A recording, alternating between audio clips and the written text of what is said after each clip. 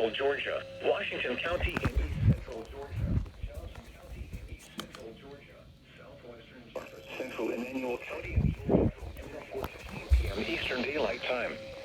At 3:37 p.m. Eastern Daylight Time, severe thunderstorms were located along a line extending from near Oconee to near Sidee, moving northeast at 55 miles per hour. The following hazards are expected: 60 miles per hour wind gusts and quarter-size hail. Source: radar indicated. The following impacts are expected. Hail damage to vehicles is expected. Expect wind damage to roofs, siding, and trees. Locations impacted include Swainsboro, Centersville, Wrightsville, Wadley, DeVisboro, Tenniel, Adrian, Harrison, Bartow, Oconee, Summertown, Riddleville, Kite, Span, Downs,